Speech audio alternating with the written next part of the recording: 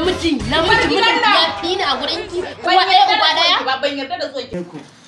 Alaikum salam. Amarya. Mai gida, barka da zuwa sannu. Yawwa sannu ba kuwa kika yi ne? Wallahi kanwata ce ta zo ta. Kanwaki? An yi lafiya. An da zuwa. To ya su umma da abba kuma? Yawwa wannan kibi ne.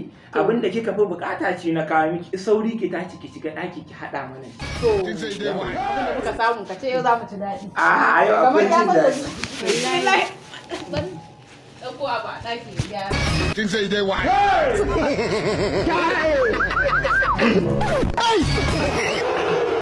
‘Yan mata.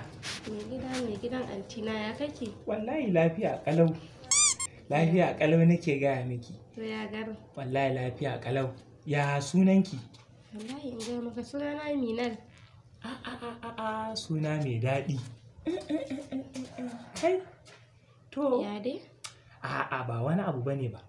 Wace irin waya ce a hannunki? Wallahi Android ce tana ma can gurin caji. Kamar ke yanzu yadda kike da wannan kyan a ce kina riƙe Android. Kai ko yanzu rayuwa baka san a cikin tsada yanayi nake ba? Kina ji? Eh. Ki kwantar da hankalinki gobe zan siyo miki iPhone 15. Da gaske? Da gaske. Kai mafarki na zai cika kenan dama kuma na kenan. Ai ki ɗauka ma ya cika amma kina ji? Kina so na? So kuma? Eh mana. Ka manta da kai mijin antina ne uwa ɗaya uba ɗaya? Ke da Allah ki manta. Ni da na san da ke me zai sa in auri wannan yayar taki. Wallahi haƙurin zama kawai nake yi. Gaskiya malam dakata. Ka san matsayin ta ku a guri na? iPhone 15 fa zan sai miki.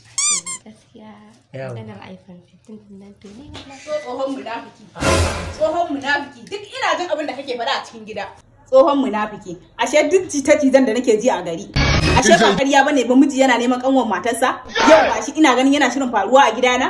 Ina ji faɗa fa nake mata akan ta ba Allah ta ba annabi ta tsoraci wannan rayuwa da A nake. gida ba a koya mata sai kai zaka koya mata. wallahi an kuwa a je kun san cewa fitar da miji Wa'azi ya nake aure mata an fa. me ya faru? Kai ma kana buƙatar wa'azi. In wa'azi ne ka fara ta kanka tukunna. Munafiki tsohon na malle. Shike. Me ya Ko faru? akwati ki sai ta bar gidan To ko an ci amalanci ciki ɗaya ta muke ni da zauna. ke? Ki kyale wannan yarinya ce har yanzu karama fa. A wace ta kyale ta Ba zauna. Allah ki